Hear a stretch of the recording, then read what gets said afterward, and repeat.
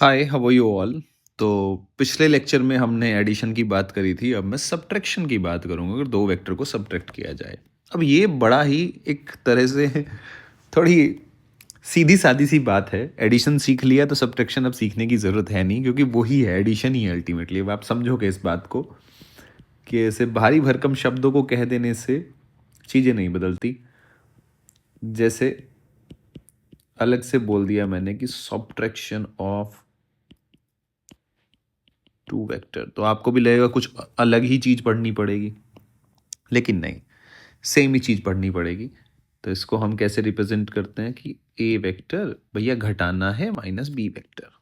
लेकिन हम इसको है ना ऐसे नहीं पढ़ते। हम इसको ऐसे पढ़ते हैं, जो मैं हमेशा बताता आया हूँ, कि जैसे 2+2 हो गया 4, 2 - 2 हो गया 0। लेकिन इसको ऐसे बोल दें तो कितना अच्छा है कि 2 में आपने कितना ऐड किया, -2 ऐड कर दिया। तो वही तो सब्ट्रैक्शन है भाई। 2 में से 2 घटाना या 2 में -2 जोड़ देना, तो सेम ही तो बात है। तो सेम वो चीज़ हम यहाँ यूज़ करेंगे। तो इसको मैं अगर ऐसे बोल दूँ, ए वेक्टर में आपने माइनस बी वेक्टर जोड़ दिया, क्या इस बात को ऐसे बोलना ज़्यादा सही नहीं रहेगा? तो आपने एडिशन जो पढ़ा है हो गया आपका काम। एडिशन वाली सारी चीज़ें, आर रिजल्टेंट निकालना आता है आपको, एंगल निकालना आता है, सारी चीज़ निकालनी आती है। क्या नहीं आता? आप देखो, आपने ये बताया, आपने अब तक ये पढ़ा, आप ये पढ़ते हुए आए हैं। आपने क्या पढ़ा हुआ है? आपने ये पढ़ा है, ठीक है जी, कि भैया ए वेक्टर है, ए वेक्टर है, और ये भैया बी वेक्टर है, ठीक है। और आप ये भी जानते हैं, भली बात ही आप ये बात जानते हैं कि इसका रिजल्टेंट बीच में कहीं आएगा। कोई बात नहीं, ठीक है, बढ़िया बात है, रिजल्टेंट यहाँ आएगा, ठीक है। ये किसका रिजल्टेंट है? This r vector is equals to a vector plus b vector. ये आप पढ़ के आए हैं, ये आप पढ़ के आए हैं एडिशन में। अब मैं थोड़ा सा सब्ट्रैक्शन के बारे में बात करता हूँ। आपको क्या करना है, ये ए वेक्टर है, आप मेरी बात समझेंगे, ये ए वेक्टर है, ये था आपका बी वेक्टर। कहाँ था आपका बी वेक्टर? तो एक बार बना लेता हूँ, मैं लिख लेता हूँ ए वेक्टर, और ये था बच्चे बी वेक्टर, और ये इसके बीच का एंगल था थीटा। ये था, समझना आप मेरी बात को, ये था। अब आप कह रहे हैं, आप कह रहे हैं कि आपको a माइनस बी वेक्टर करना है, माइनस बी वेक्टर ऐड करना है a में। तो पहले माइनस बी वेक्टर बनाओ तो सही। माइनस बी वेक्टर, यहां मैं कौन सी बात का इस्तेमाल करूंगा? देखो, सारी बातें वही हैं जो पढ़ाई हुई हैं। ये वेक्टर है, ये कोई a वेक्टर है, समझते रहे ना आप एक एक बात। अब मुझे इसका नेगेटिव वेक्टर बनाना है, तो मैं नेगेटिव वेक्टर, तो मास्टर ने बताया था कि नेगेटिव वेक्टर क्या हो जाएगा, माइनस ए वेक्टर। अगर इस ए वेक्टर का मैग्नीट्यूड तुम्हारा 2 यूनिट है, ठीक है, तो माइनस ए वेक्टर का मैग्नीट्यूड कितना होगा? अरे डायरेक्शन ही तो चेंज करी है, मैग्नीट्यूड तो अभी भी 2 यूनिट ही है। तो यहाँ आप नेगेटिव वेक्टर में मैग्नीट्यूड चेंज नहीं करते। आप किसी वेक्टर का नेगेटिव वेक्टर लिखते हो तो उसका मतलब इतना सा होता है, आपने उसकी दिशा उल्टी कर दी, उसकी डायरेक्शन उल्टी कर दी, दैट्स इट। इससे ज़्यादा बेटा कोई मतलब नहीं है। इतनी सी ही बात है, इतनी सी ही बात है। अब आप समझो, ये कितना हुआ बच्चे? ये हुआ 180 माइनस थीटा। क्या आप मेरी बात समझ पा रहे हैं? अगर ये 180 माइनस थीटा है, अगर ये 180 माइनस थीटा है, तो आप क्या करोगे? रिजल्टेंट जब इसका निकालोगे तो आप ऐसे निकालोगे, a square plus B square plus 2ab cos theta. आपको ये सिखाया गया है, ये सिखाया गया है कि अगर ए और बी दो वेक्टर हैं, इसमें क्या होता है, theta is the angle between two vector जिनका आप रिजल्टेंट निकाल रहे हो, जिनके बीच आप रिजल्टेंट आसान भाषा में निकाल रहे हो। सीधी सी बात है, इतना लिख लो बहुत है कि भैया ये है। अब आप एक बात बताओ, आप किसके बीच में रिजल्टेंट निकालना चाहते हो? इसके बीच में और इसके बीच में, पर इसके बीच में एंगल तो 180 माइनस थीटा हो गया। अरे इसके बीच में तो 180 माइनस एंगल थीटा हो गया। तो मुझे इससे मतलब नहीं है कौन सा थीटा है, कौन सा ये है, कौन सा नहीं। भाई मुझे तो बस ए वेक्टर लेना है, माइनस बी वेक्टर लेना है, इनके बीच में एंगल चेक करना है और रिजल्टेंट लगा देना है। तो देखो, अगर मैं इसकी बात करूं तो इसका रिजल्टेंट कितना आएगा, r will be equals to r का स्क्वायर, ए का स्क्वायर प्लस माइनस बी का मैग्नीट्यूड बी ही रहेगा, जो बी वेक्टर का मैग्नीट्यूड होगा, ठीक है ना। क्योंकि मैं क्या कर रहा हूँ, मैं सारी चीज़ें आपको वो रेफरेंस में ही सिखा रहा हूँ। a प्लस बी था तो b का उल्टा ही तो किया आपने, तो मैग्नीट्यूड तो बदला नहीं, b square plus 2ab cos 180 minus theta. इतनी बात बताओ, बस समझ में आई नहीं आई?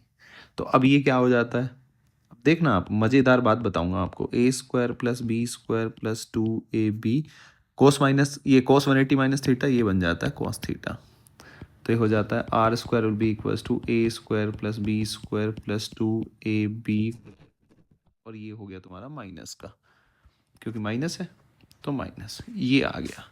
अब बच्चा क्या करता है, मैं आपको मज़ेदार बात बताऊंगा, आपको रिकॉल होंगी वो बातें। बच्चा क्या करता है, मैं भी क्या करता था कि जब a प्लस बी निकालना हो तो a square plus B square plus 2ab cos theta आएगा।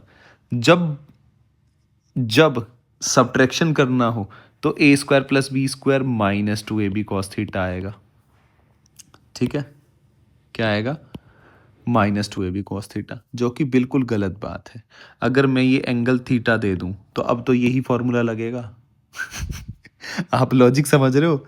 मैं अगर चीज़ों को उल्टा कर दूं, अब सवाल में क्या होगा, मान लिया आपको दे दिया a और माइनस बी के बीच में एंगल थीटा है, तो अगर इसके बीच में थीटा है तो सिंपल लगेगा ना, अब तो a square plus B square plus 2ab cos theta. ये जो थीटा होता है, ये जो थीटा होता है, ये एंगल बिटवीन उस वेक्टर होता है जिसका आप रिजल्टेंट निकालना चाहते हो। पहले आप ए वेक्टर और बी वेक्टर का निकालना चाहते थे, उसके बीच में एंगल थीटा। अब आप ए वेक्टर इसके बीच में, तो इसके बीच में बस एंगल चेक करो ना, रटना क्या है भाई। आपको एक चीज सिखाई गई है 2ab, ये आपने सीख लिया एडिशन, तो एडिशन की टर्म में सीख लो ना। जो है, जो जो रियलिटी है उसको सीखो ना, रटना क्यों है? रटने में क्या करेगा, वो आपके साथ गड़बड़ कर देगा। अब आपने तो रट रखा है, अगर उसने थीटा दे दिया तो, और उसने पूछ लिया कि, अब वो क्या करेगा, देखो अब सवाल कैसे देगा। सवाल में आपको मैं थोड़ा ज़्यादा बेटर समझा पाऊंगा। सवाल कैसे है, देखो ध्यान से देखना, आपको बात समझ में आएगी मैं क्या बात कह रहा हूँ, फिर वापस बात बताऊंगा।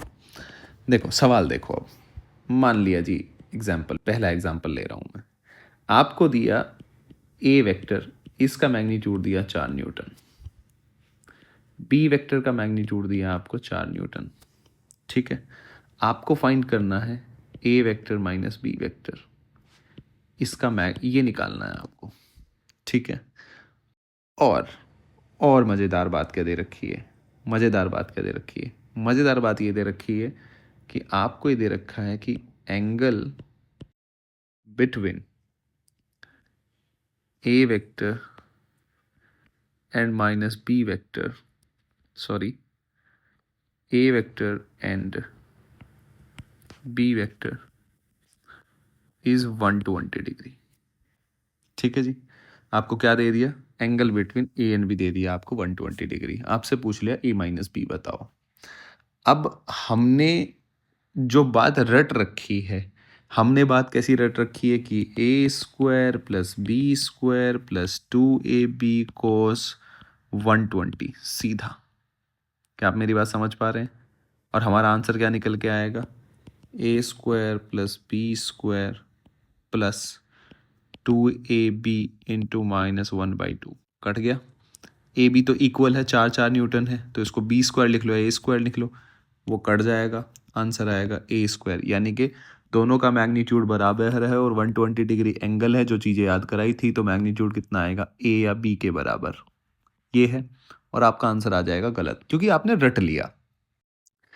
आप जो गिवन है ना, आप वो सोचो। देखो सवाल में क्या, आसान भाषा में कहते हैं कि ये देखो, जो दिया गया है पहले वो बना लो।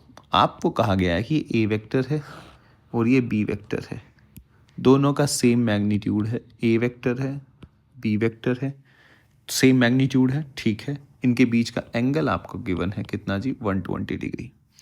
आपको पूछा गया है ए माइनस बी बताओ, यानी कि आपको पूछा गया है भैया इसका रिजल्टेंट बताओ। क्या आप मेरी बात समझ पा रहे हैं? तो इसके लिए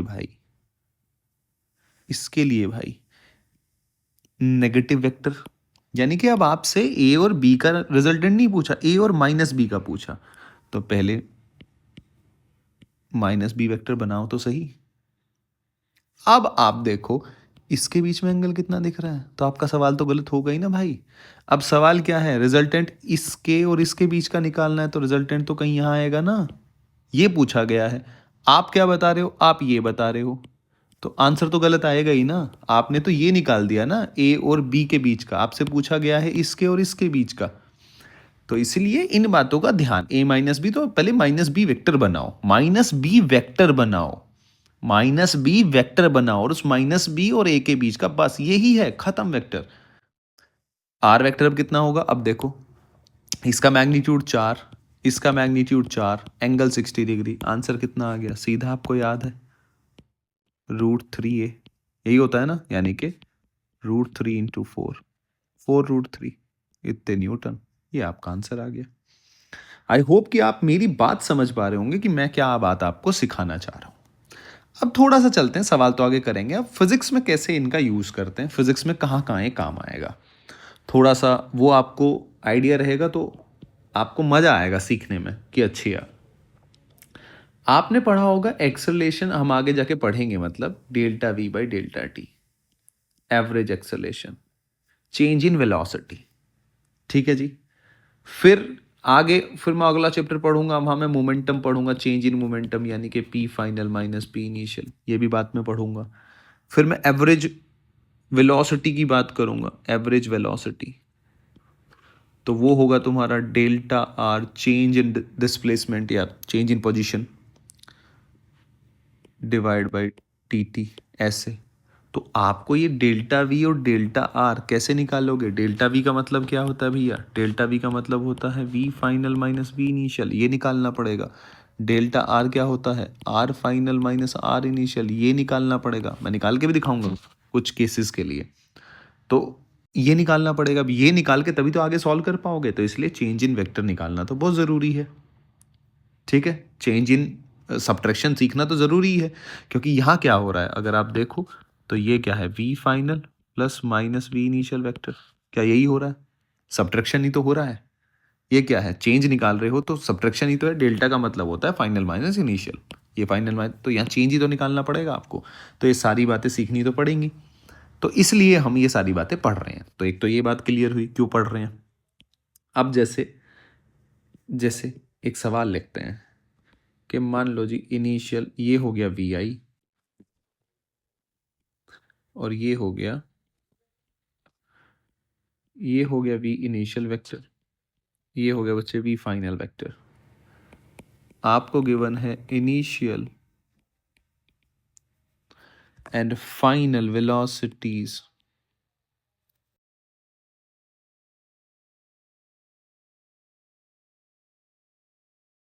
ऑफ एन ऑब्जेक्ट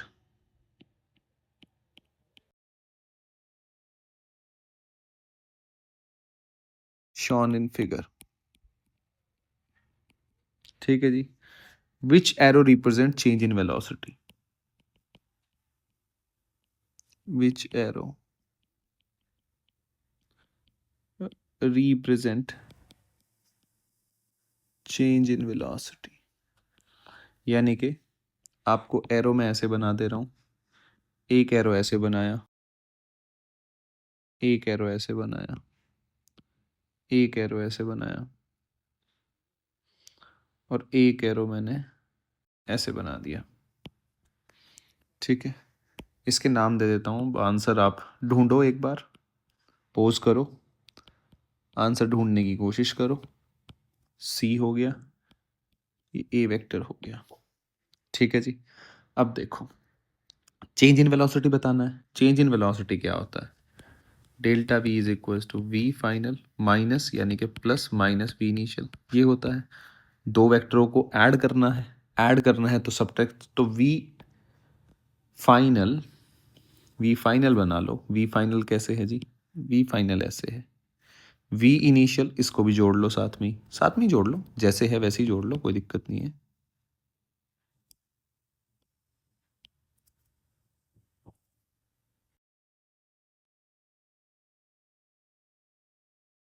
साथ में ही जोड़ लो, ये हो गया जी। एक बार लिख लो इसको ऐसे जोड़ के, वी फाइनल क्यों जोड़ा है, ये आपको सेंस बनेगी।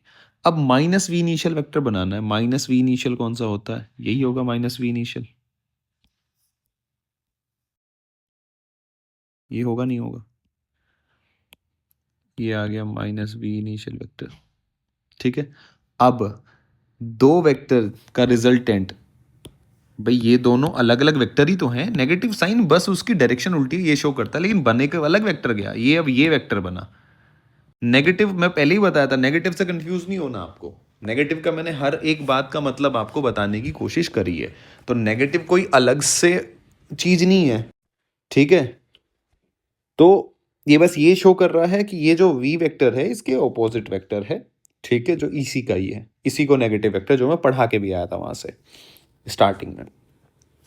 अब इन दो वेक्टर के बीच का रिजल्टेंट किस डायरेक्शन में होगा? इनके बीच में ही होगा, यहाँ हो, यहाँ हो, यहाँ हो, कहीं भी हो। तो ये तो हो नहीं सकते, इम्पॉसिबल है। ये भी नहीं हो सकता, ये भी नहीं हो सकता। हाँ, ये पॉसिबल है, ये पॉसिबल है, ये पॉसिबल है, ये पॉसिबल है। तो ये डेल्टा बी वेक्टर की डायरेक्शन होगी। ठीक है जी, क्लियर है? तो इस तरीके से इसका आंसर आया ए वेक्टर। तो आपको ऐसे करके चीजें करनी है। तो अब हम सब्ट्रैक्शन के ऊपर सवाल ही हैं, बस सवाल के थ्रू बस उसको अप्लाई करना, माइनस वेक्टर लिखना, ये सब बातें सीखेंगे। और सबसे इंपॉर्टेंट बात मैं फिर से रिकॉल कराता हूं जो मैंने बताई है आपको, ये कुछ याद नहीं रखना है आपने, ए वेक्टर प्लस बी वेक्टर ये याद रखना है, दिस इज आर वेक्टर, यही है बस बेसिक। आगे जाके अगर आप रटने की कोशिश करो तो कंफ्यूज हो जाओगे, अरे भाई इतनी सी बात याद रखोगे ना, a vector plus b vector, तो a square plus B square plus 2ab cos theta, और थीटा जो एंगल होता है वो दो वेक्टर के बीच का एंगल होता है एडिशन में। तो ये मैं क्या लिख दिया, ये ए वेक्टर में ऐड किया मैंने माइनस बी वेक्टर, तो ए वेक्टर और माइनस बी वेक्टर के बीच का एंगल देख लो, वो रिजल्टेंट वाले फॉर्मूले में रखना है। That's it. जैसे यहाँ 180 माइनस थीटा बन गया।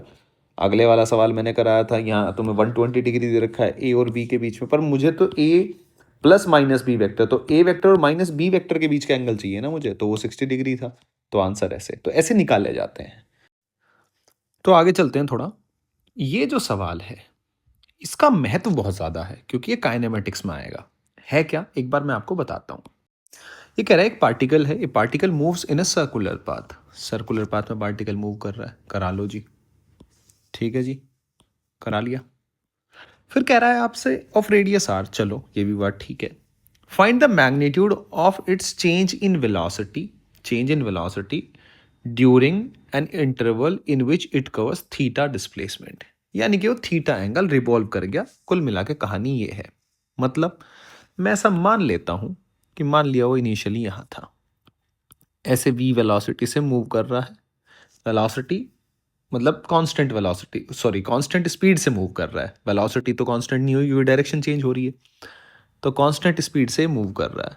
सवाल आपसे ये कहना चाहता है, सवाल समझो, ये कह रहा है कि ये फाइनली यहाँ पहुँच गया, पहले यहाँ था फिर यहाँ पहुँच गया, पहले यहाँ था फिर यहाँ पहुँच गया, अब यहाँ पहुँच गया। इसकी सीधी सी बात है, वेलोसिटी की डायरेक्शन ये होगी लेकिन स्पीड मैग्नीट्यूड तो सेम ही है ना, कांस्टेंट। ठीक है जी, कितना एंगल घूमा, थीटा। तो अब ये पूछ रहा है आपसे डेल्टा वी, ये पूछ रहा है, यानी कि ये v इनिशियल था, ये v फाइनल वेलोसिटी वेक्टर, लेकिन मैग्नीट्यूड v ही है। v तुम्हारा क्या है इसका मैग्नीट्यूड। बात ये है, यानी कि कांस्टेंट स्पीड से मूव कर रहा है ये, कांस्टेंट स्पीड। ठीक है, ऐसा सवाल आपको काइनेमेटिक्स में लिखा मिलेगा और बच्चे इसको रटते हैं, और मैं बताऊंगा क्या रटते हैं और रटने की जरूरत क्यों नहीं है। मुझे मेरे मास्टर ने, अब जैसे मैं बच्चा हूं, मेरे सामने ये चीज आई, भाई मुझे तो बच्चे के हिसाब से सोचना है ना, मैं तो एक बच्चा हूं, मेरे सामने ये सवाल आया तो मेरे दिमाग में आया, मास्टर ने कुछ ऐसा सिखाया था, v final plus minus v initial, ऐसा कर लो कि v final minus v initial, भाई डेल्टा v का मतलब है v final minus v initial, पर मास्टर ने बताया था इसको ऐसे ऐसे याद करो। अच्छा, तो कुछ कुछ समझ में आ रहा है। तो इसका मतलब, इसका मतलब माइनस वी आई वेक्टर की भी जरूरत पड़ेगी। अरे पड़ेगी नहीं पड़ेगी, तो एक बात भी समझ में आ रही है, तो पहले वी आई वेक्टर तो बना लूँ, लेकिन ये तो दोनों वेक्टर अलग अलग है, मेरे तो समझ ही नहीं आ रहा कैसे बनाऊँ, उठा के कितना एंगल बनेगा। अब इस सारे कन्फ्यूजन से दूर होने के लिए मुझे ज्योमेट्री तो आती ही है बचपन से, तो थोड़ा सा ज्योमेट्री का गेम खेलेंगे। कैसे? कुछ सिमेट्री मेंटेन करेंगे। ये एक्सिस है, ध्यान से देखते रहना, मजा आएगा आपको। ये एक्सिस है, ठीक है जी, ये एक्सिस हो गया। फिर मैंने एक्सिस यहाँ भी ऐसे सेम पैटर्न में यहाँ ड्रॉ कर लिया। क्यों कर रहा हूँ उसका भी लॉजिक बताऊंगा आपको, चीज़ें ताकि आपको दिखें, आसान हो आपके लिए। और ये चीज़ आप कहीं भी लगा सकते हैं, ये ऐसी चीज़ मैं सिखाते हुए चल रहा हूँ कि NLM वगैरह, क्योंकि वहाँ भी आपको एक एक्सिस पे मुझे सारी चीज़ें लेके आनी है। तो पहले मैं सेम सी एक्सिस बना ली मैंने, भाई ये एक्सिस बना ली ताकि मेरे को दिक्कत ना हो। अब मैं ध्यान से देखो, ये एंगल थीटा है, तो ये भी कितना होगा थीटा। ये और ये टेंजेंट है तो ये 90 बना रहा होगा आर के साथ। भाई ये सर्कल पे टेंजेंट जो होता है वो 90 डिग्री बनाता है एंगल रेडियस के साथ, ठीक है। तो ये कितना हुआ 90 माइनस थीटा, ये कितना हुआ अगेन थीटा, तो ये कितना हो गया थीटा।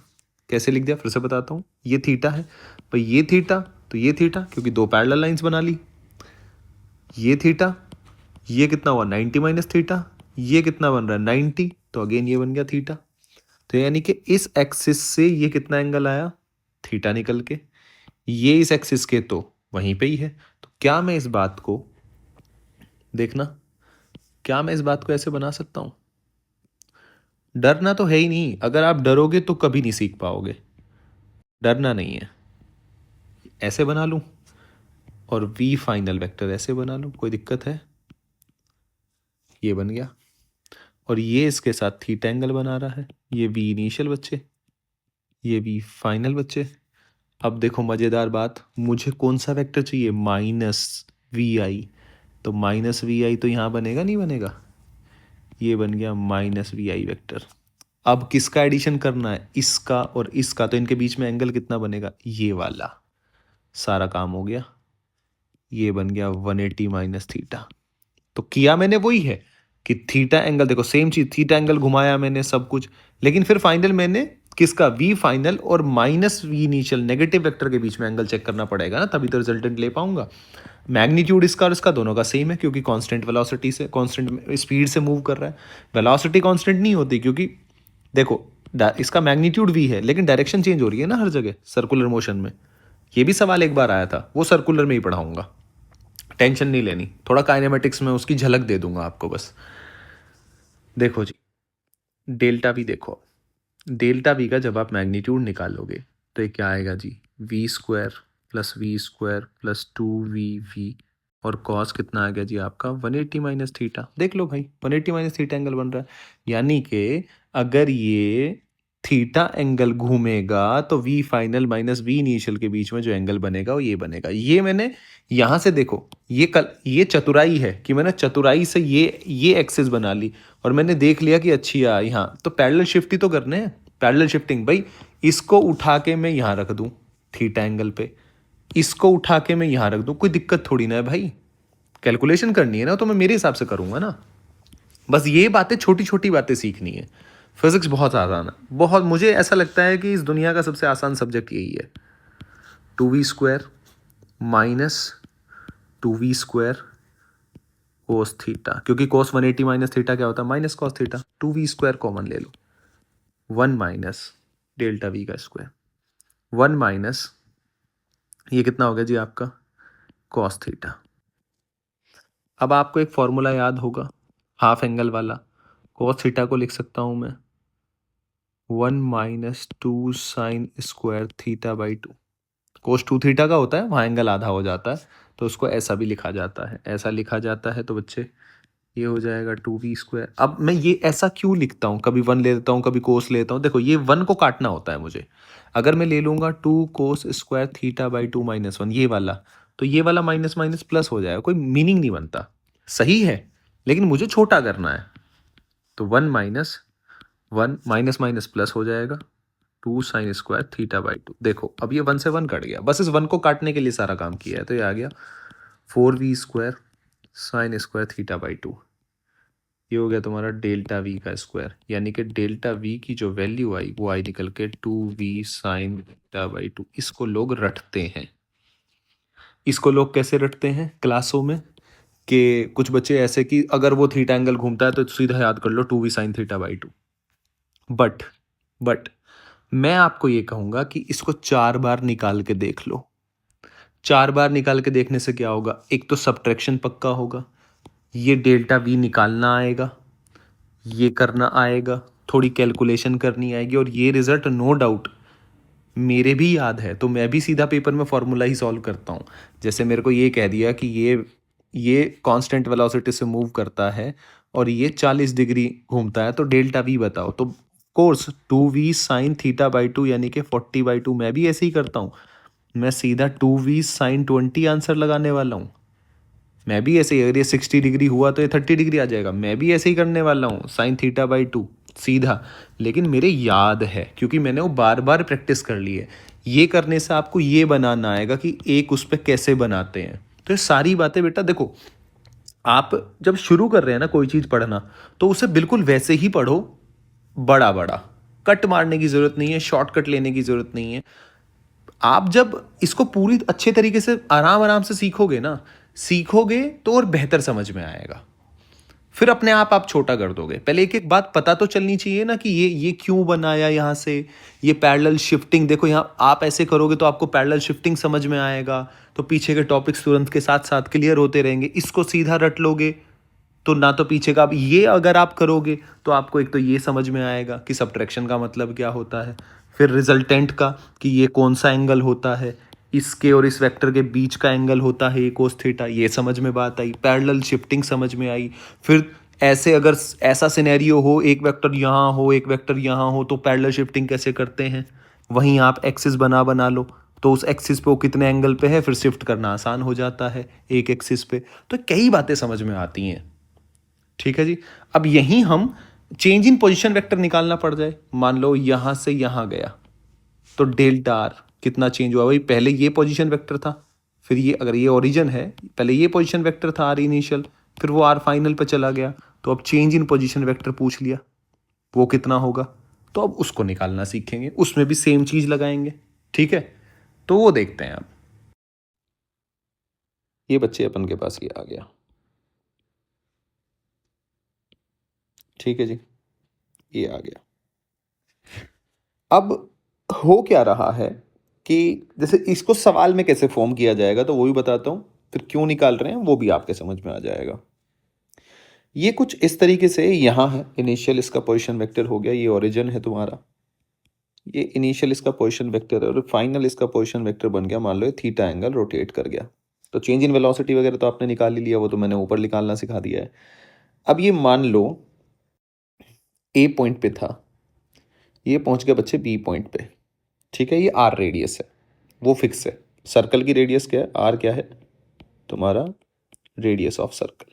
तो मैग्नीट्यूड तो इनिशियल और फाइनल पोजीशन वेक्टर का क्या रहने वाला है, सेम, रेडियस ऑफ सर्कल। अरे भाई लेंथ वेक्टर की सेम ही रहेगी ना, ये वेक्टर और ये वेक्टर की लेंथ तो सेम ही रहेगी, तो मैग्नीट्यूड तो सेम ही रहेगा, रेडियस ही तो रहेगी, डायरेक्शन बदल रही है पर। हाँ, ये आर इनिशियल, ये आर फाइनल। आपसे वो पूछेगा कि एवरेज वेलोसिटी बताओ, पार्टिकल या कोई बंदा है ए से बी तक मूव किया है। अब ए से बी क्या निकालोगे आप, एवरेज वेलोसिटी निकालने के लिए total displacement upon total time. Displacement कैसे निकालोगे, ए से बी मिला के। अब ए से बी जो आप निकालोगे, ऐसे कैसे निकाल लोगे, ये देखो आप, ए से बी अगर मैं ये मिला दूं तो आपको बच्चे कुछ दिख रहा है ना यहाँ, अगर आप ध्यान से देखो, देखो क्या दिख रहा है, r i vector plus this vector is equals to this vector. Triangle law of addition लगाना पड़ेगा, नहीं लगाना पड़ेगा, लगाओ एक बार। यानी कि आपको निकालना है कुल मिला के ए बी वेक्टर। तो क्या मैं इसको लिख सकता हूं, t l a, triangle law of addition, r i plus a b vector will be equals to r f vector. यानी कि बच्चे a b vector will be equals to r f vector minus r i vector. क्या आपको ये बात समझ में आ रही है, ये क्या बना, r final minus r initial, delta r ही तो बना, r final minus r initial.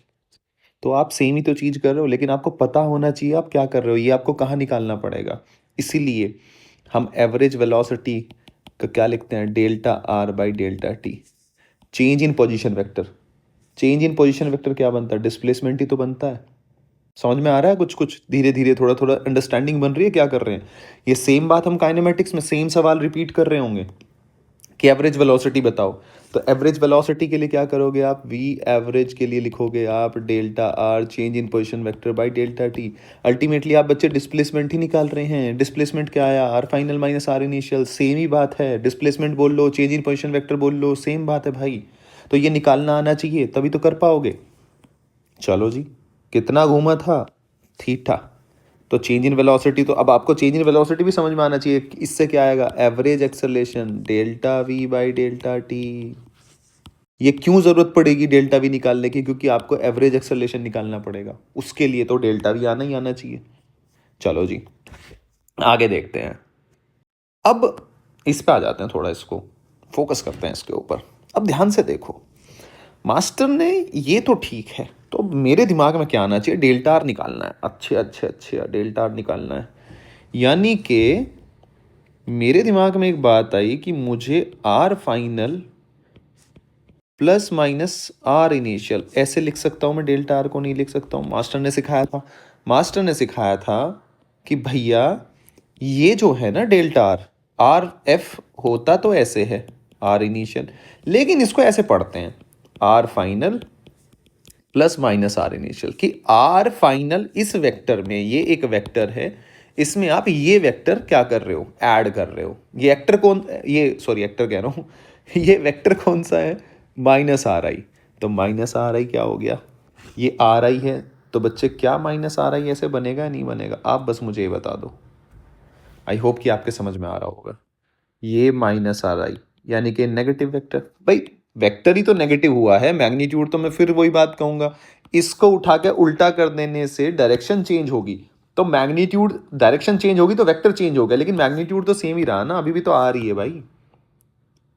लेकिन ये नेगेटिव साइन क्या बता रहा है, बस कि इसके ऑपोजिट डायरेक्शन में, आर आई की जो डायरेक्शन है उसके ऑपोजिट। अब देखो जी, मजेदार कहानियां शुरू होंगी। ये कितना हो गया, ये हो गया जी 180 माइनस थीटा। ठीक है, तो अब आपको कौन कौन सा वेक्टर जोड़ना है, सेम ऐसे ही सीखो जैसे मैं सिखा रहा हूं। कौन कौन सा वेक्टर जोड़ना है, ये वेक्टर जमा ये वेक्टर। ठीक है, इस वेक्टर के और इस वेक्टर के बीच में एंगल कितना है, 180, जोड़ दो। क्या आया, मुझे तो वेक्टर से मतलब है, जो वेक्टर जोड़ना है तो उसका मुझे को फॉर्मूला पता है, are square will be equal to A square plus B square plus 2ab cos theta. यानी कि ये मुझे पता है, a vector plus b vector, ये मुझे पता है। अब ध्यान से देखो, ये ए वेक्टर ये हो गया, ये बी वेक्टर का मतलब है ये वेक्टर। ठीक है, मैग्नीट्यूड दोनों का सेम है, यानी कि आर का स्क्वायर, सॉरी इसको किसी और से रिप्रेजेंट करो वरना कंफ्यूज हो जाओगे आप। इसको आप एक काम करो, स्मॉल आर ले लो, मैं आपकी रेडियस जो है ना स्मॉल आर ले लेता हूँ ताकि वो कन्फ्यूजन क्रिएट ना हो। ठीक है, इसका मैग्नीट्यूड स्मॉल आर, आर की जगह ये, वरना आर आर कन्फ्यूज हो जाओगे ना, आर ले लो। तो देखो जी, ये हो गया आर का square will be equals to r square plus 2r into r, cos कितना है 180 माइनस थीटा।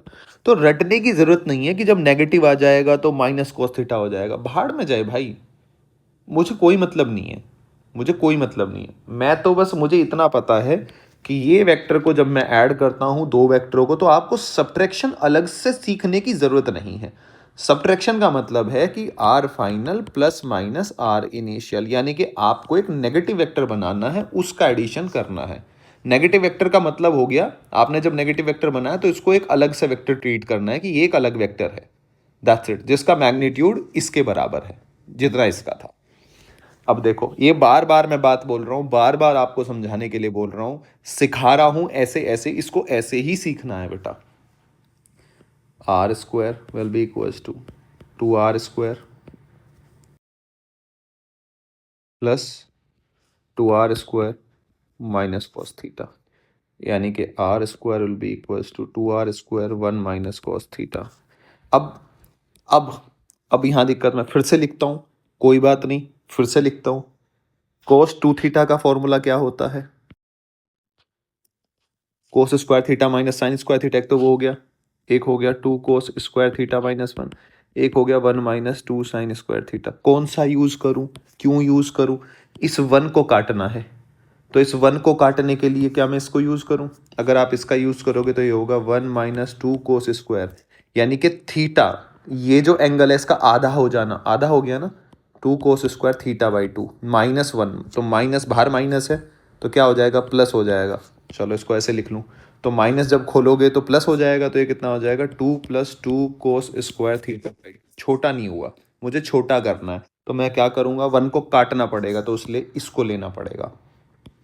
तो आप क्या करोगे, r² 2r² 1 माइनस, ये क्या होगा, 1 + 2 साइन स्क्वायर थीटा बाई 2।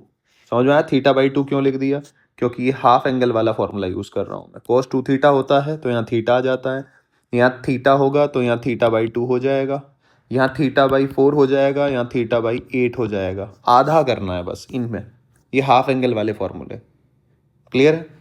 थोड़ा सॉल्व करो, 1 से 1 कट गया बच्चे, तो r कितना आया, r आ गया आपका निकल के 2√4r² sine square theta by 2, यानी कि फाइनल आंसर आया आपका 2r साइन थीटा बाई 2।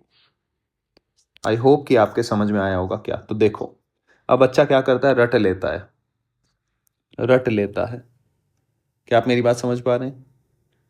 ऐसा भी हो सकता है कि सवाल में आपको ये दे दे कि, सवाल में क्या दे रहा है आपको, सवाल में ये दे रहा है, उसने पहले ही बोल दिया कि जो वेक्टर आपका ये वाला वेक्टर है, मान लो वेक्टर पे ही सवाल आ जाए, अगर ये एंगल वो थीटा दे दे, और ये एंगल कितना हो जाएगा, 180 - थीटा, तो अब ये सारी कैलकुलेशन उल्टी हो जाएगी।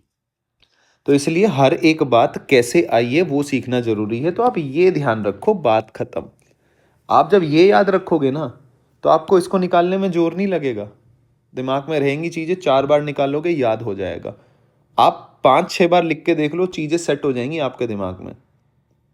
ये बिल्कुल मैं वैसे ही वैसा का वैसा ही पढ़ा रहा हूँ जैसा कि होना चाहिए, आपके दिमाग में सेट होना चाहिए। अभी हम काइनेमेटिक्स पढ़ेंगे ना, काइनेमेटिक्स को मैं इतना आसान बना दूंगा कि आप कहोगे कि अरे यार इसमें तो कुछ है ही नहीं, और लिटरली कुछ नहीं है। अगर आपको वेक्टर प्लस बेसिक मैथ आता है, मैं आपको प्रॉमिस करता हूँ ये, कि आपको तुम्हारा जो काइनेमेटिक्स है, ठीक है, एनएलएम है, ठीक है जी, सर्कुलर मोशन हो गया या रोटेशन हो गया, आसान बना दूंगा, वो मेरी जिम्मेदारी है।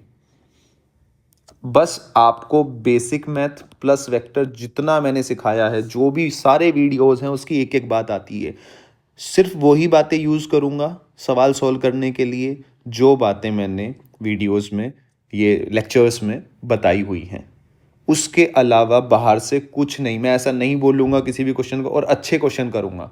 जो हम प्रैक्टिस सेशन भी लेंगे उसमें जेई मेंस के प्रीवियस ईयर भी होगा और अच्छे सवाल भी होंगे, जो मैं हर चैप्टर के हर लेक्चर के बाद जो प्रैक्टिस सेशन डालूंगा, बहुत अच्छे से मैंने बहुत सोच समझ के, मेरी पिछले कई सालों की मेहनत है, जो बच्चों के साथ मैंने देखा है कि बच्चे को कहाँ दिक्कत आती है, मैं भी जब स्टूडेंट था मुझे कहाँ दिक्कत आती, तो मैंने उस सब चीज़ों को देख के लेक्चर डिज़ाइन करे हैं, ताकि ऑनलाइन को इफ़ेक्टिव बनाया जा सके, ताकि ऑनलाइन भी बच्चा बहुत अच्छे से पढ़ सके। लेकिन उसका ये जो एक वे है, ये मेरे हिसाब से मैंने डिज़ाइन किया है, मुझे लगता है कि ये बहुत ही अच्छा रहेगा। तो आप जो भी मैं आपको सिखा रहा हूँ, जिस तरीके से सिखा रहा हूँ, वो सबसे छोटा और सबसे बेस्ट तरीका है, वो ही बेसिक है। तो कोई भी बात देखो, जैसे आप ये बात रट लेते हो, रटने की क्यों ज़रूरत, आपके क्यों गलती हो जाएगी? अगर आपका यहाँ एंगल 180 - थीटा कर दूँ, मैं फोर्सफुली दे दूँ कि मैंने 180 - थीटा घुमा दिया, तो आपकी चीज़ें शायद अब पहले की तरह ना रहें। समझ रहे हैं आप मेरी बात? क्या आप मेरी बात समझ पा रहे हैं? तो अगर ये 180 - थीटा हो गया तो फिर ये थीटा बनेगा। तो मतलब आप समझो बात को, मैं जो आपको समझाना चाह रहा हूँ कि हमें सिर्फ जो सही फिजिक्स है, जो सही तरीका है, वो याद रखना होता है। तो हमें बस इतना याद रखना है कि देखो मैं हर जगह a+b ही कर रहा हूँ, ये वेक्टर प्लस ये वेक्टर, इन दोनों वेक्टर के बीच में ये एंगल होता है। अब ये मैं पता लगा चुका हूँ यहाँ पे कि ये वेक्टर और ये वेक्टर, इनका सम लेना है, तो ये एंगल 180 - थीटा। अब ये एंगल कुछ भी हो, वो अपने आप सवाल पढ़ के आ जाएगा, तो आपको टेंशन नहीं लेनी। अब देखते हैं हम जी, प्रैक्टिस करते हैं थोड़ा सा और कि सब्ट्रैक्शन, ताकि और अच्छा हो जाए। अब ध्यान से ये सवाल देखो, ये सवाल ये कह रहा है कि अब सवाल पढ़ो, देखो theta is the angle between A cap और बी कैप, तो ये क्या है, यूनिट वेक्टर है। अब ये कह रहा है इनके बीच का एंगल 60 डिग्री है। Then which of the following vector has magnitude 1। अब इसका किसका मैग्नीट्यूड 1 है, तो ये तो दिख रहा है, ये तो ऑलरेडी 1 1 है, तो ए सी और डी तो होगा ही होगा। चलो जी, अब ए और बी को चेक कर लेते हैं। ए को चेक करो पहले, ए बनाओ। अब क्या है a cap plus b cap divide by √3। अब आप मुझे एक बात बताओ, 1/√3 बाहर ले लो, इनटू ए कैप, इसका और इसका रिजल्टेंट लेना है। इनके बीच में एंगल कितना है, 60 डिग्री है, नहीं है, और इनका मैग्नीट्यूड कितना है, 1। तो अगर सेम मैग्नीट्यूड है, किन्हीं भी दो वेक्टर के बीच में सेम मैग्नीट्यूड है, आप रिजल्टेंट ले रहे हो और एंगल 60 डिग्री है, तो रिजल्टेंट कितना आता है, R will be equals to √3a या फिर √3b। और ए और बी की वैल्यू कितनी है, यहाँ 1 है, तो लिख दो भाई सीधा, √3 आ गया, कट गया, 1 आ गया, आसान है। बी वाला देखो, अब ये वही रिजल्ट है जो मैं पहले पीछे लिख के आया हूँ सारी बातें। मैंने क्या बोला था, 90 वाला याद रखना है। अगर मैग्नीट्यूड बराबर है और आप एडिशन कर रहे हैं दो वेक्टर का, दो वेक्टर के बीच में एंगल, एडिशन छोड़ो, दो वेक्टर के बीच में एंगल ये है और आप इनका रिजल्टेंट ले रहे हैं, ए वेक्टर प्लस बी वेक्टर, इनका मैग्नीट्यूड बराबर है, 90 डिग्री है एंगल तो √2a, अगर 60 डिग्री है तो √a, और अगर तुम्हारा 120 डिग्री एंगल है तो a आएगा। अब देखो जी, अगला कह रहा है a माइनस बी, बनाओ जी, देखो बनाते ही समझ में आ जाएगा। ये हो गया जी ए कैप, ये हो गया जी बी कैप, पहले लिख लो एक बार, ए कैप बी कैप, ये दे दिया, ये इधर है, और ये आपको दे रखा है 60 डिग्री। आपसे क्या पूछा, a cap plus minus b cap, क्योंकि मैं तो एडिशन जानता हूं भैया, ये और यही दिमाग में सेट रखना है। सब्ट्रैक्शन वेक्टरेशन सब अलग से भूल जाओ, भाड़ में जाए। मैं तो ये जानता हूं a vector plus minus b vector, तो इनका रिजल्टेंट लेना है। अब ये माइनस बी वेक्टर एक बार मैं बना लूं, तो माइनस बी वेक्टर जैसे ही मेरे दिमाग में आएगा बनाना, तो मैं तुरंत ये करूंगा, माइनस बी वेक्टर। अब मैग्नीट्यूड तो इसका भी 1 ही है ना, डायरेक्शन ही चेंज करेंगे भाई, मैग्नीट्यूड तो सेम ही है ना, सेम ही तो वेक्टर है, बस उसका उल्टा कर दिया। चलो भाई, तो हालांकि ये दोनों बराबर नहीं है क्योंकि डायरेक्शन चेंज होगी। वेक्टर चेंज होने का मतलब क्या होता है, वेक्टर चेंज हो या तो डायरेक्शन चेंज हो जाए या मैग्नीट्यूड चेंज हो जाए या दोनों चेंज हो जाए, तो वेक्टर चेंज हो जाता है। तो यहाँ पे हम सिर्फ क्या कर रहे हैं, उसकी डायरेक्शन चेंज कर रहे हैं। अब आप मुझे एक बात बताओ, ये एंगल कितना बना, 120। भाई ये वाला अगर 20 है तो 180 में से माइनस करोगे ना, क्योंकि टोटल तो 180 है। चलो इतनी बात समझ में आती है। अब ए वेक्टर और माइनस बी वेक्टर, ये जो वेक्टर हैं, इन दोनों का रिजल्टेंट लेना है, तो कहाँ कहीं बीच में आएगा। मैग्नीट्यूड कितना है, 1 1, 120 डिग्री अगर एंगल हो तो मैग्नीट्यूड कितना आएगा रिजल्टेंट का, R will be equals to 1। तो बिल्कुल सही बात है, तो सारे के सारे, यानी कि यहाँ भी जो रिजल्टेंट आएगा वो 1 आएगा। आई होप कि आपको बिना पेन उठाए, बिना चीज़ें, अब ये समझ में आ रही होंगी कि कर क्या रहे हैं। वो आपको मैं हर एक बात करनी सिखा रहा हूँ कि भैया ऐसे ऐसे करते हैं। तो ये मैं फिर से कहूँगा, ये बस बी वेक्टर, ये आपने माइनस बी वेक्टर उल्टी डायरेक्शन में बना लिया है, डायरेक्शन चेंज हुई है, मैग्नीट्यूड सेम है। तो अब ये जो आप लिख रहे हो, ये जो आप रिजल्टेंट निकाल रहे हो, a vector plus minus b vector, a vector plus minus b vector, यानी कि अलग से वेक्टर है। तो मैं इसको अगर ऐसे लिख लूँ, ए वेक्टर प्लस बी वेक्टर, कोई दिक्कत है क्या आपको, नहीं है ना। ए वेक्टर का मतलब है कि ये, बी वेक्टर का मतलब है माइन, यानी कि ये मैंने अलग से इसको मैं लिख दिया अलग, इसको minus B is equal to B vector ले लो, और इसका मैग्नीट्यूड 1 है, ये भी हो गया, इसका मैग्नीट्यूड 1 है। तो क्या दिक्कत है इस बात में, ऐसे लिख लो। तो नेगेटिव से कंफ्यूज नहीं होना, नेगेटिव्स तो बस ये एक अलग से एक वेक्टर बन गया, बस ये बात है। मैग्नीट्यूड इसका 1 है, तो इसे आप पूरे को, आपको माइनस बी वेक्टर यानी कि नेगेटिव वेक्टर, तो ये एक अलग से वेक्टर ही है, नेगेटिव अलग से ऐसा कुछ नहीं है। कुछ लोग सोचते हैं माइनस बी वेक्टर तो मैग्नीट्यूड -1, अरे नहीं भाई, मैग्नीट्यूड तो ये मोड़ लेते हो आप, तो ये तो 1 ही रहेगा, पॉजिटिव ही रहेगा, समझ रहे हो आप। ये सिर्फ डायरेक्शन बताता है, दैट्स इट। आगे चलो जी, अब देखो ये क्या है, 2 वेक्टर है, ए और बी हैव मैग्नीट्यूड 2 and 1। चलो जी, तो ए का मैग्नीट्यूड कितना दे दिया, 2, बी का कितना दे दिया, 1। चलो, if the angle between A and B is 60 degree, बनाओ जी। अगर ए और बी, और ए और बी की डायरेक्शन क्या रखी है, ये, अगर इनके और इनके बीच में ए बना लो जी, आप बनाओ, तो बच्चे ये हो गया ए, और बी हो गया ये।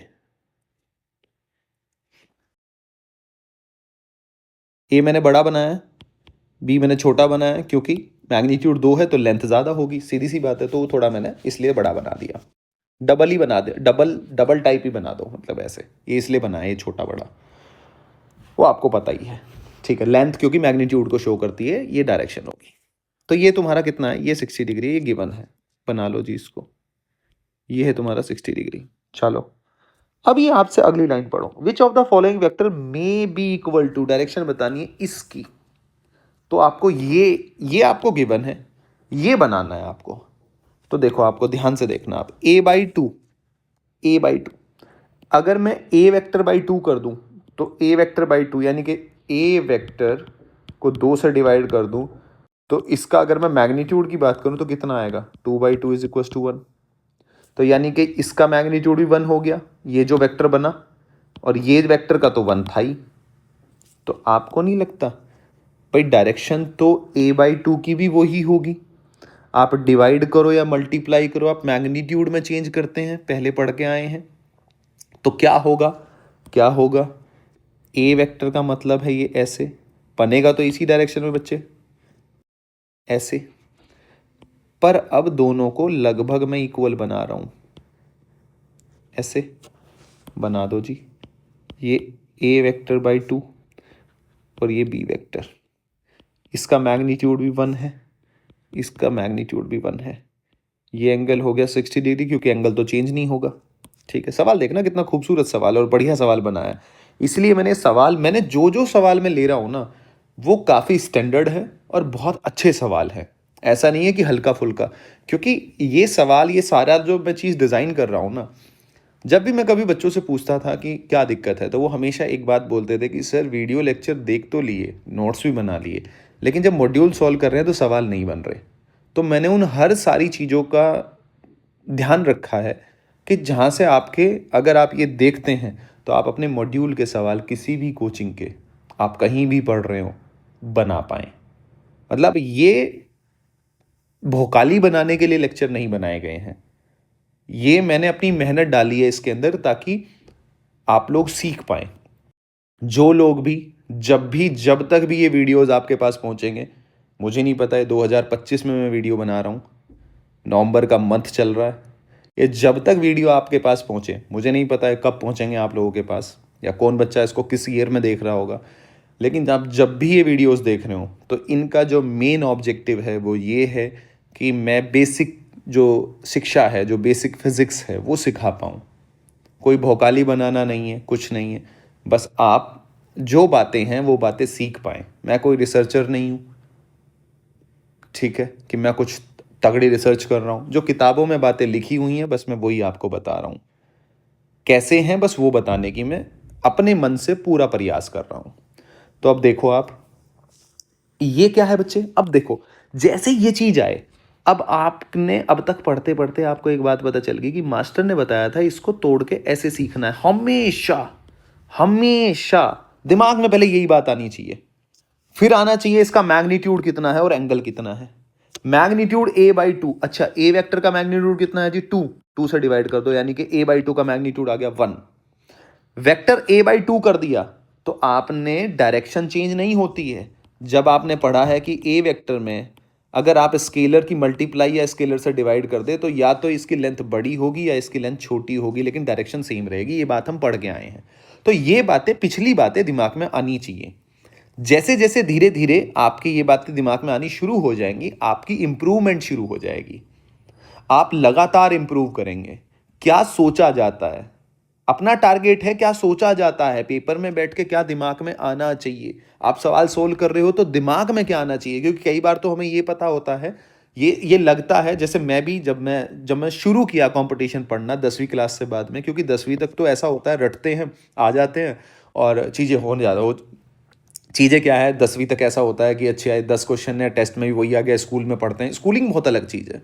फिर जब मैंने भी कंपटीशन की जर्नी मेरी शुरू करी और मैंने देखा, तो मुझे ये डर रहता था मैं कैसे बनाऊंगा ये नया सवाल, मेरे दिमाग में कैसे आएगा यार, कैसे बना सकता हूँ। क्योंकि अभी तक तो नया सवाल, जैसे मास्टर ने अगर 5 सवाल कराए स्कूल में, तो उन 5 सवाल जैसे सवाल जो एक्सरसाइज में है वो तो बन गए, बाकी सवाल आके मास्टर से फिर पूछ लिए कि मास्टर ने क्या बोला कि हाँ ये थोड़ा सा अलग है, ये ऐसे हो जाएगा, फिर हमने उसका सॉल्यूशन याद कर लिया, क्योंकि पढ़ने वाला बच्चा तो मैं भी रहा हूं, ऐसे ही किया है। ठीक है। अब क्या हो रहा है, अब ये है रहा है, अब ये नया सवाल ही आएगा, यही बनाना है आपको। तो यार अब तक तो मैं मास्टर के पास जाता था, अब आप कह रहे हो आप खुद, हम आपको कॉन्सेप्ट सिखा रहे हैं, आप सवाल बनाओ, तो कुछ अलग सा नहीं हो गया। तो मैं भी यही डरता था कि मेरे दिमाग में क्या आएगा। तो मैं आपको वही बातें बता रहा हूं कि जो दिमाग में आना चाहिए, जो एज ए स्टूडेंट मेरे दिमाग में आता था, या कोई भी स्टूडेंट हो उसके दिमाग में बैठ के क्या आना चाहिए। ठीक है। और ये धीरे एक प्रोसेस है बेटा, आप 1-2 महीना इस प्रोसेस में रहोगे, चीजें ऐसे ही सीखोगे, अच्छा ये दिमाग में आना चाहिए, अपने आप नया सवाल बनना शुरू हो जाएगा, ये मैं आपको बोल रहा हूं। तो देखो, जैसे कि ये चीज है a vector by 2 plus minus b vector, ये बात सिखाई गई है। फिर ए वेक्टर बाई 2 का मतलब क्या है ये पता होना चाहिए। मतलब है कि आपने डिवीजन कर दिया, डिवीजन में मैग्नीट्यूड चेंज होता है खाली, तो इसका मतलब इस वेक्टर का मैग्नीट्यूड, ये जो नया वेक्टर बन गया, बन तो नया गया, क्योंकि वेक्टर क्या क्या है, नया वेक्टर कैसे बनता है, नया वेक्टर ऐसे बनता है, आप मैग्नीट्यूड चेंज कर दो या डायरेक्शन चेंज कर दो तो नया वेक्टर बन जाएगा, बात खत्म। तो ये एक नया वेक्टर बना जिसका मैग्नीट्यूड 1 है, ये वेक्टर पुराने वाला है। आपको अब क्या करना है, आपको माइनस बी वेक्टर लिखना है। तो आप माइनस बी वेक्टर, मुझे पूरी उम्मीद है कि अब आपको समझ में आने लग गया होगा, और कुछ बच्चों को तो चीज़ें चमकने भी लगी होंगी। माइनस बी वेक्टर, ये एंगल कितना हो गया 120 डिग्री। अगर ए वेक्टर का मैग्नीट्यूड 1 है, ये वेक्टर का भी मैग्नीट्यूड 1 है भाई, माइनस बी वेक्टर का मतलब बस इतना सा है माइनस बी का कि ऑपोजिट हो गया, ये एक नया वेक्टर बन गया। ये वेक्टर और ये वेक्टर, दोनों वेक्टर का मैग्नीट्यूड कितना है 1 1, सेम मैग्नीट्यूड, एंगल कितना है 120। रिजल्टेंट कहाँ आएगा, यहां कहीं बीच में। So option second will be the correct answer. इसने तो वो नहीं पूछा, लेकिन मैं इसका मैग्नीट्यूड भी बता सकता हूं कितना आएगा 1, मैं निकाल चुका हूं, ये रिजल्टेंट भी मुझे पता है।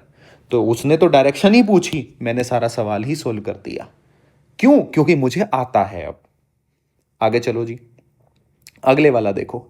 Angle between two vector, magnitude इतना है, इस 37। बनाओ पहले वेक्टर, अब फास्ट करते हैं। ये वेक्टर हो गया, ये वेक्टर हो गया, कितना है जी 37। ये है 5 न्यूटन वाला, ये है 10 न्यूटन वाला। ठीक है। और angle between two vector A minus B, तो इसको ए वेक्टर, इसको बी वेक्टर मान लो, यानी कि ए वेक्टर, ये मैग्नीट्यूड है, इक्वल टू नहीं है, ये मैग्नीट्यूड है, ये मैग्नीट्यूड है। ठीक है। तो ये तुम्हारा बी वेक्टर हो गया, तो ये उसका मैग्नीट्यूड हो गया। चलो जी, आगे बताओ क्या करना है। ए माइनस बी करना है। अब मास्टर ने तुरंत बताया था ए वेक्टर को ऐसे नहीं सोचना, ऐसे सोचना है। तो इसको पहले ये वेक्टर बनाओ, तो ये अल्टीमेटली इस वेक्टर और इस वेक्टर का एडिशन है, तो पहले माइनस बी वेक्टर तो बनाओ, तभी तो ऐड करोगे। चलो, ये बना लिया, तो ये आ गया जी माइनस बी वेक्टर। अब क्या करना है, मास्टर ने बताया था इस वेक्टर का एडिशन करना है। इस वेक्टर का मैग्नीट्यूड तो बदलता नहीं है, तो 10 ही हो गया, तो ये तो 10 ही हो गया।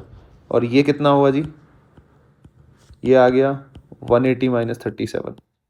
रिजल्टेंट निकालने के लिए क्या करोगे, R is equal to A square plus B square plus 2ab cos theta.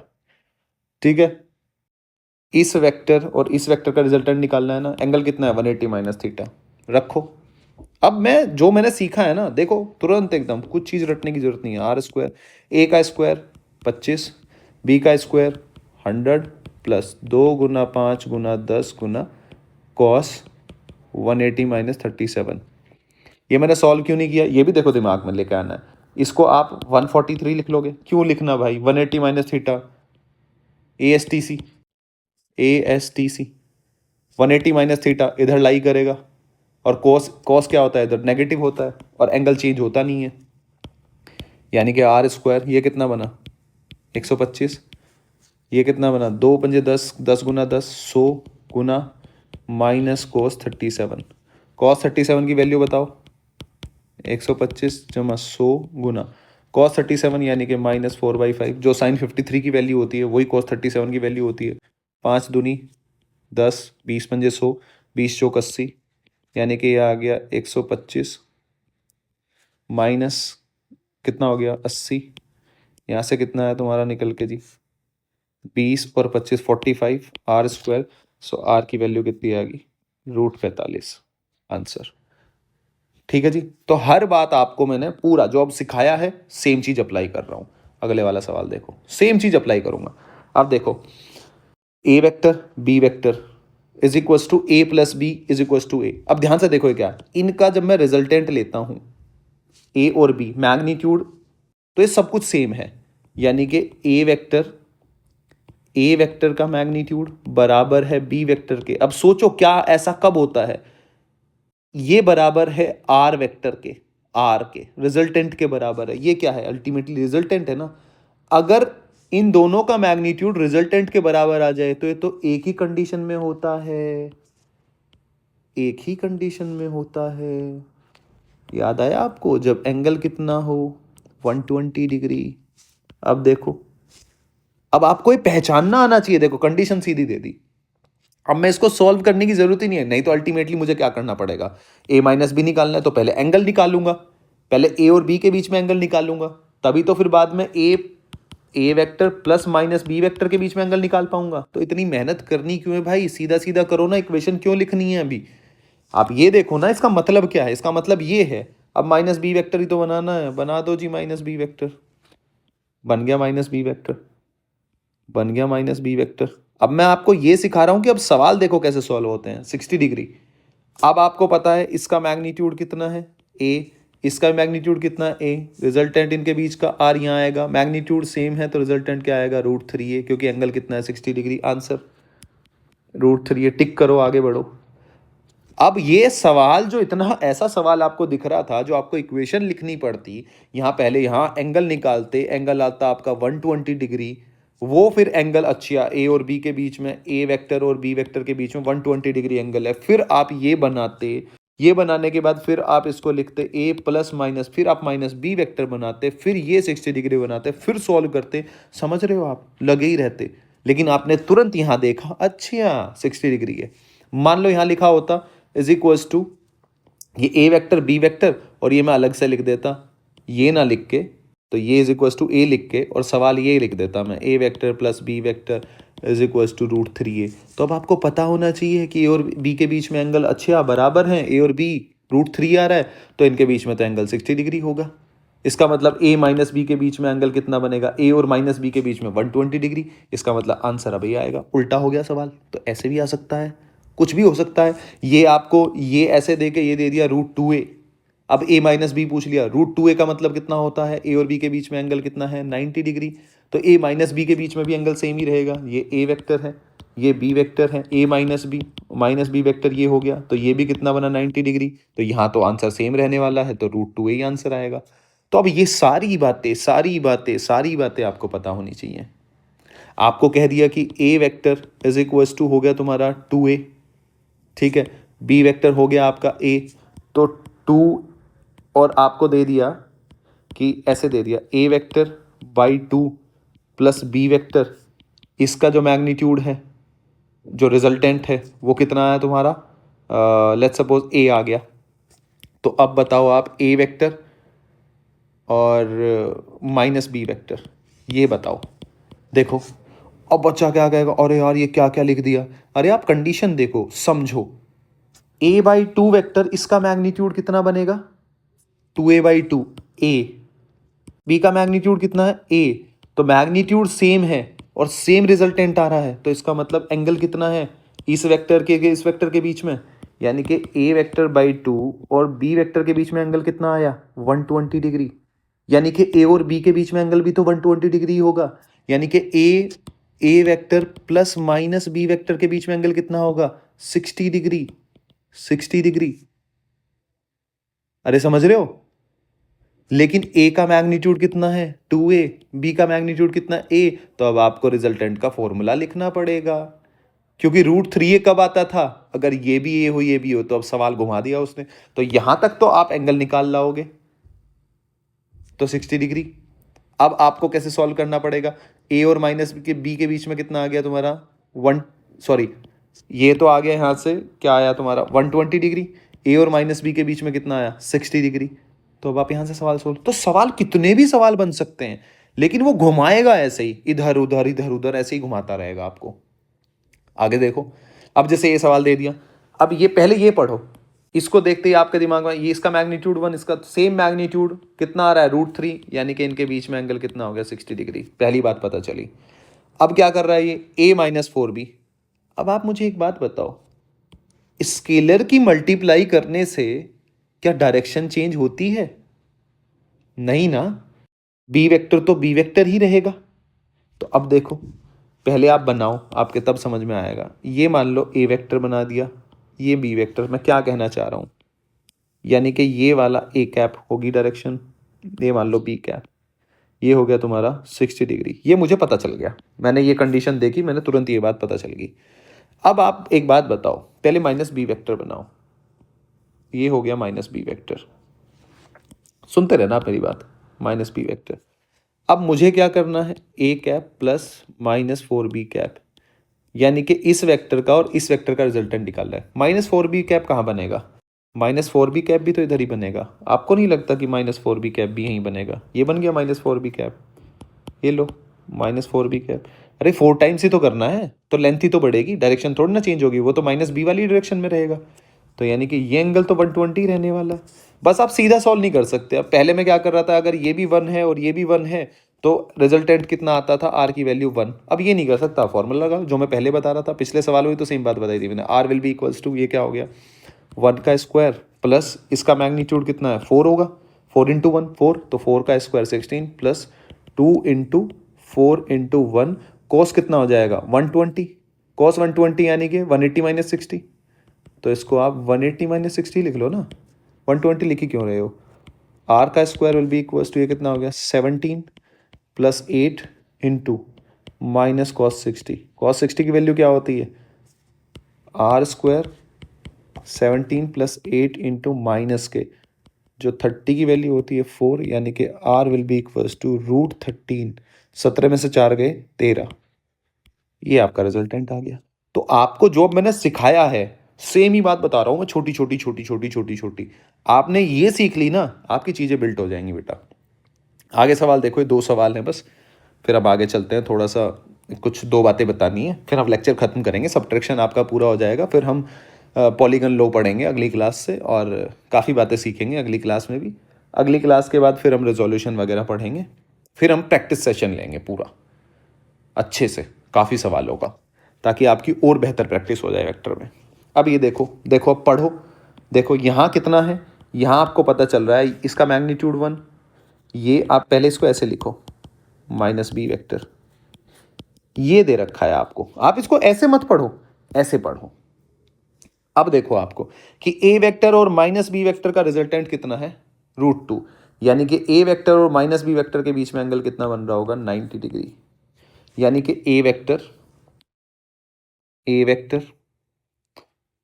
और ये बना लो -b वेक्टर, क्योंकि -b एक अलग से वेक्टर है ना, मैं ऐसे बना लूँ भैया, ये है, बनाओ आप बेखौफ होके बनाओ, एक बार बनाओ तो सही, ये एंगल 90 डिग्री। अब ये कह रहा है a + 2b बनाओ, तो a + 2b, तो पहले b वेक्टर का तो पता होना चाहिए ना भाई। इसका मतलब क्या है, a vector plus 2b vector, ये ऐसे है ना, तो पहले b वेक्टर बनाओ तो सही। तो b वेक्टर कैसे बनेगा, b वेक्टर अब मेरे दिमाग में तुरंत आया, पहले तो ऐसे तो बनाऊं, ये हो गया b वेक्टर। अब मुझे तो twice b vector 2b vector बनाना है, तो 2b वेक्टर क्या होगा, बस यही तो होगा, उसी डायरेक्शन में होगा, ये 2b वेक्टर, ये b वेक्टर कैसे बना है, इसके जस्ट अपोजिट। 2b वेक्टर भी तो उधर ही होगा, बस मैग्नीट्यूड बस बड़ा ही तो होगा। एंगल अब कितना बन रहा है, एंगल तो अभी भी 90 डिग्री बन रहा है, यानी कि a और ये बस इसका मैग्नीट्यूड 2 है, इसका मैग्नीट्यूड 1 है, निकाल लो। R square will be equals to a square 1 b square 4 plus 2 into 1 into 2, cos कितना 90 डिग्री, तो ये तो 0 ही हो जाएगा, यानी कि R will be equals to √5, answer. ठीक है, खत्म सवाल। ये भारी सवालों में आते हैं बेटा, ये बच्चों के लिए भारी सवाल, सर समझ नहीं आ रहा, ये उनके लिए भारी सवाल होता है। अगले वाला देखो, a vector plus b vector, a vector minus b vector, इसका मैग्नीट्यूड 1 है। पहली बात तो बच्चा इसको सीधा ही बता सकता है कि सर थीटा इसके बीच में, a और b के बीच में 90 डिग्री बनेगा। क्यों ऐसा बताएगा वो, देखो सर, इसको और इसको अगर मैं डिवाइड करूँ 1 तभी आएगा। 1 सर सिर्फ एक ही कंडीशन में आ सकता है इसका मैग्नीट्यूड। उसके दिमाग में तुरंत आएगा सर ये होता है a square plus B square plus 2ab cos theta. ठीक है सर, इसका होगा sir a square plus B square plus 2ab। ये a माइनस के बीच में एंगल कितना बनता है, कोस 180 माइनस थीटा। तो ये कितना हो जाएगा, माइनस कोस थीटा। देखो सर, जब ये वाला फैक्टर दोनों में अगर जीरो हो जाए तभी ये a square plus B square होगा, तभी डिवाइड होकर 1 आएगा। A square by b square, a square by b square. ये तो हो गया एक अच्छा बच्चा जैसे सोच लिया। एक बच्चे के दिमाग में तुरंत ये अप्रोच आई तो उसने तुरंत थीटा 90 डिग्री। क्योंकि अगर ये फैक्टर खड़ा रहेगा तो ये यहाँ ऊपर तो जुड़ रहा है, नीचे घट रहा है, ये दोनों कभी भी बराबर नहीं आ पाएंगे। थीटा इज इक्वल टू अगर समथिंग होगा तो ये कभी ऊपर और नीचे वाला कभी बराबर नहीं आ पाएंगे। ठीक है, तो इसका मतलब अब कैसे बचा जाए, इससे कैसे बचा जाए। अब एक आंसर तो आ गया। अब मेरे को नहीं पता सर, तेरे को नहीं पता, कोई बात नहीं, a square plus B square plus 2ab cos theta ये लिख ले। फिर माइनस बी के बीच में अब देखो a vector plus minus b vector, आप लिख लो इसको हल्का सा ताकि आपका कभी भी गलती ना हो। ए वेक्टर बी वेक्टर, ये थीटा एंगल जनरल सॉल्व कर रहे हैं ना, ये माइनस बी वेक्टर, ये एंगल कितना बना 180 माइनस थीटा। तो अब a माइनस बी को कैसे लिखोगे आप, ए स्क्वायर प्लस बी स्क्वायर। मैं बहुत बार समझा लिया है तो मैं सीधा लिख रहा हूँ अब इसको, a square plus B square minus 2ab cos theta is equal to 1। दोनों को मल्टीप्लाई कर लो, क्रॉस मल्टीप्लाई हो जाएगा, यानी कि a square plus B square plus 2ab cos theta will be equal to A square plus B square plus 2ab cos theta. A square ये cut गया, ये सॉरी माइनस है, इसको इधर ले आओ तो ये क्या हो गया 4ab cos theta is equal to 0। अब ये वाला 4 तो कांस्टेंट है, ए और बी तो ज़ीरो हो नहीं सकते, वेक्टर है, नॉन ज़ीरो मैग्नीट्यूड है, तो इसका मतलब कोस थीटा को ही जीरो होना पड़ेगा, यानी कि थीटा विल बी 90 डिग्री। यानी कि ए और बी के बीच में एंगल कितना है 90 डिग्री, तो ए माइनस बी के बीच में भी एंगल कितना होगा 90 डिग्री। खत्म। ए वेक्टर और बी वेक्टर के बीच में पूछे हो या माइनस बी वेक्टर तो सेम ही होगा ना भाई, a vector plus b vector 90 degree, तो माइनस बी वेक्टर इसके अपोजिट ही तो बनता है। तो ये पूछ ले इसके बीच में या इसके बीच में पूछ ले, दोनों बता सकते हो आप। क्या आप मेरी बात, ये बात समझ में आ रही है आपके। अब थोड़ा सा वेक्टर लो, सब्ट्रैक्शन कम्यूटेटिव एडिटिव होता है नहीं होता है, बस ये बताना है और इसको बता के हम खत्म करते हैं लेक्चर। इंपॉर्टेंट पॉइंट्स जैसे कि वेक्टर एडिशन कम्यूटेटिव लॉ भी फॉलो करता था और एसोसिएटिव भी, तो यहाँ पे जो वेक्टर एडिशन सब्ट्रैक्शन होगा, यानी कि ए vector minus b vector will not be equals to B vector minus a vector, यानी कि डू नॉट फॉलो।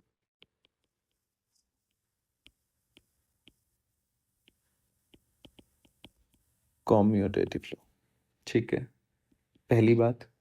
दूसरी बात, a vector minus b vector minus c vector will not be equals to a vector minus b vector minus c vector. ठीक है जी, do not follow associative law. ठीक है जी, ना तो कम्यूटेटिव लॉ फॉलो करेगा ना एसोसिएटिव लॉ फॉलो करेगा, यानी कि इस बात को मैं आपको समझा देता हूं, समझा के आप खुद ही कर लोगे। आप पहले a माइनस बी करो। देखो जी, पहले बेसिक बेसिक करते हैं, आप ध्यान से सुनो। a वेक्टर ये हो गया प्लस b वेक्टर, तो माइनस कहाँ बनेगा, आपके दिमाग में तुरंत आएगा कि सर माइनस बी, एक काम करो ऐसे बनाओ। चलो, तुरंत दिमाग में आया, माइनस बी वेक्टर बन गया। ठीक है, तो अब आप क्या करोगे, साथ साथ ए वेक्टर माइनस बी वेक्टर, इसका अगर मैं इन दोनों वेक्टर का ए माइनस बी का मतलब क्या है, इसका रिजल्टेंट लेना। ए माइनस बी का मतलब क्या है कि ए vector plus minus b vector का रिजल्टेंट। तो इन दोनों वेक्टर का रिजल्टेंट बात करूं तो कहीं यहाँ बीच में आएगा, क्योंकि रिजल्टेंट तो दो वेक्टर के बीच में ही आता है। तो ये रिजल्टेंट को बोल दिया मैंने R1, इसको बोल दिया मैंने R1, कोई दिक्कत। अब B माइनस ए वेक्टर की तरफ चलता हूं, तो पहले माइनस ए वेक्टर बनाना भी तो पड़ेगा। तो माइनस ए वेक्टर तो यहां बनेगा जी, ये बन गया माइनस ए वेक्टर। देखते रहे ना, जो जो पढ़ाया है वही कर रहा हूं, कुछ नहीं कर रहा हूं। इसका रिजल्टेंट लिख लिया मैंने R2 वेक्टर, यानी कि R1 वेक्टर और R2 वेक्टर ये बराबर आने चाहिए, सेम डायरेक्शन में आने चाहिए, सब कुछ सेम होना चाहिए। अब आप ध्यान से देखो, R1 वेक्टर तो यहाँ आ गया, अब B vector minus a vector वो तो यहाँ कहीं बीच में आएगा भैया। अरे हाँ या ना, ये R2 आएगा। कहाँ बराबर है, देखो ना भैया, कहाँ बराबर है बताओ आप, कहाँ बराबर है? कहीं भी बराबर नहीं है। देख रहे हो ना डायरेक्शन, ये इधर आ रहा है, ये इधर आ रहा है, तो कहाँ कम्यूटेटिव फॉलो कर रहा है? इसीलिए कह रहे हैं कि ये कम्यूटेटिव लॉ फॉलो नहीं करता। ए प्लस बी में हाँ था, ए प्लस बी तो रिजल्टेंट बीच में, बी प्लस ए करो तो भी रिजल्टेंट बीच में। भाई दो वेक्टर के बीच का रिजल्टेंट है ना, बी प्लस ए लिख लो उसको या ए प्लस बी लिख लो उसको, बात तो सेम है, रिजल्टेंट बीच में ही आएगा, सेम ही रिजल्टेंट होगा, इन दोनों का रिजल्टेंट बीच में ही तो आएगा। लेकिन यहाँ आपका देखो, आपका ये एंगल क्या था, थीटा, इसके बीच का एंगल कितना बना 180 माइनस थीटा, इसके बीच का भी एंगल कितना बना 180 माइनस थीटा। तो नो डाउट, नो डाउट आप कह सकते हैं कि ए वेक्टर और बी वेक्टर, सर रिजल्टेंट तो यही आएगा ना, a square plus B square plus 2ab cos, कितना एंगल है इनके बीच में 180 माइनस थीटा।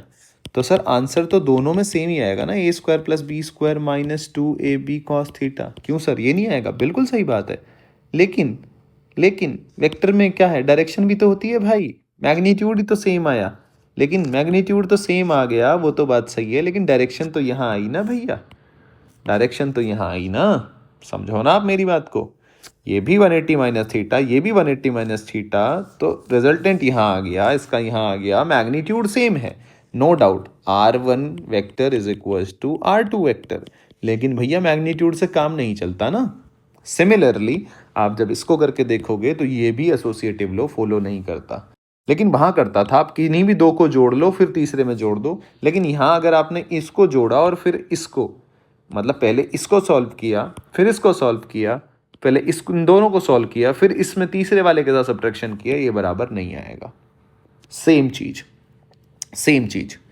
तो इसीलिए यहाँ आपका सब्ट्रैक्शन खत्म होता है। तो आप इन सब बातों का ध्यान रखेंगे। अगली क्लास में हम addition of more than 2 vector law of polygon शुरू करेंगे। अगला लेक्चर में जितनी बातें मैं आपको बताऊंगा, लेमीज थ्योरम वगैरह, वो हम ज़्यादातर एनएलएम में यूज़ करेंगे। उसका यूज़ कैसे करते हैं एनएलएम में, कैसे सवाल आएंगे, वो भी थोड़ी सी मैं चर्चा करूंगा। तो अगला लेक्चर भी इंपॉर्टेंट होने वाला है। फिर अगला लेक्चर करने के बाद हम थोड़ा सा, मैं आपको बता देता हूँ, फिर हम रिजोल्यूशन रेक्टिलिनियर कंपोनेंट करना सीखेंगे। कंपोनेंट करने के बाद फिर हम एक प्रैक्टिस सेशन रखेंगे पूरा अच्छे से, मतलब करीब करीब कोशिश करेंगे, काफ़ी सवाल मतलब 60-70 हो जाए तो बढ़िया है, उतने सवालों का हम एक प्रैक्टिस सेशन रखेंगे। और चीज़ें फिर हम जितनी पढ़ी हैं पीछे सबको अप्लाई करना, फास्ट अप्लाई करना, अप्रोच कैसे रहनी चाहिए, क्या आना चाहिए दिमाग में, फास्ट अप्रोच कैसे कर सकते हैं, ठीक है ना। सवाल, क्योंकि आपके पेपर में तो सवाल आपको कोशिश करनी है कि करीब करीब आपका सवाल 40 से 50 सेकंड में बन जाए, ठीक है ना। तो आपको इतने में बनाना है, तो हम वो सारी बातें करेंगे। ऐसे ही मैं हर चैप्टर में ये बातें करूंगा कि कैसे हम फास्ट सोल्व कर सकते हैं, ताकि आपको वो समझ में आए, आपको अप्रोच आने लग जाए। मेरा मेन मोटिव ये है कि आपको अप्रोच आनी चाहिए। तो मिलते हैं नेक्स्ट लेक्चर में, तब तक के लिए पढ़ते रहिए, मुस्कुराते रहिए।